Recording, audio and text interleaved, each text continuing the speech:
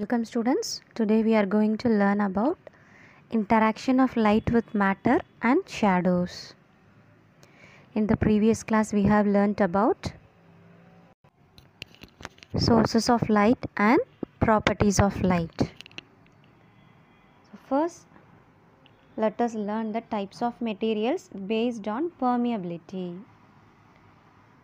Take a piece of clear glass, a paper and a metal sheet. Shine a light from one side of each object and see if the light penetrates on the other side. We can see light enters and comes out of the other end of clear glass, whereas the light is bit dim through a paper. Light does not pass through metal sheet. So depending upon permeability, materials can be classified into three categories. They are transparent material, translucent material and opaque material. What is transparent material? Materials that allow light to pass through completely are known as transparent material. Example, eyeglasses, clear drinking glass, clear water, face glasses used in buses. So these are materials that allow light to pass through completely. So they are example of transparent materials. Next type is translucent material.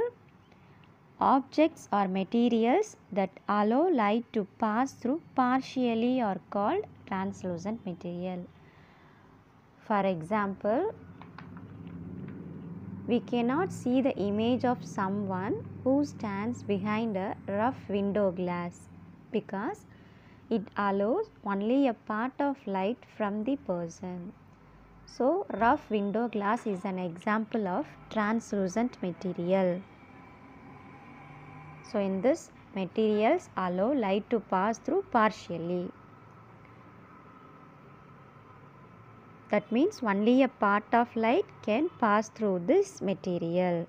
Example, window glass. Third type is opaque material. Materials that are not able to allow light to pass through are called opaque materials.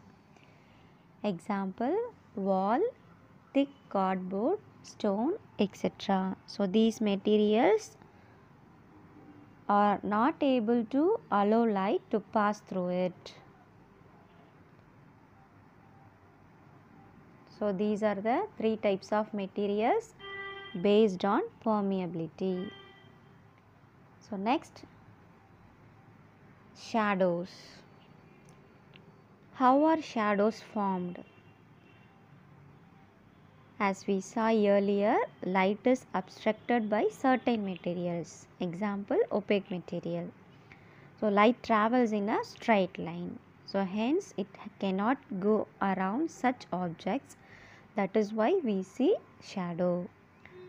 Shadow is always against opposite side of light source. It is caused by opaque objects that stop light from propagating. So it is caused by opaque objects that stop light from propagating. So next, parts of shadow.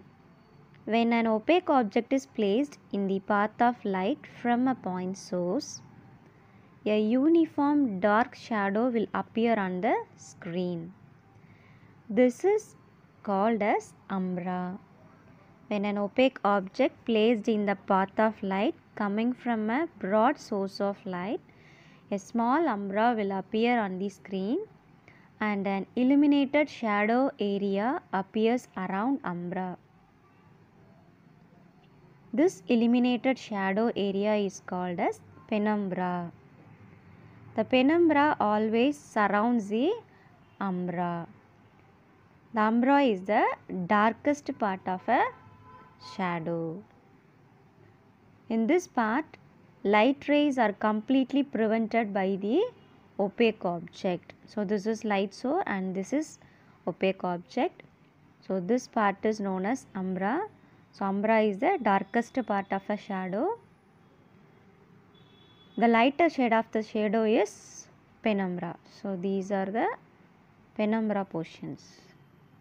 So these are the different parts of shadow, umbra and penumbra. Properties of shadow. All objects do not form shadows. Only opaque objects form shadows because opaque objects stop light from propagating. So only opaque objects form shadows. Next one, shadows will be formed in the opposite side of light source. Third property, it cannot be determined the characteristics of an object by its shadow. So next one, the shadow will be always darker whatever may be the color of light rays. So the shadow will be always darker. Then light source, opaque object and shadow all are in a straight line. Light source, opaque object, shadow all are in a straight line.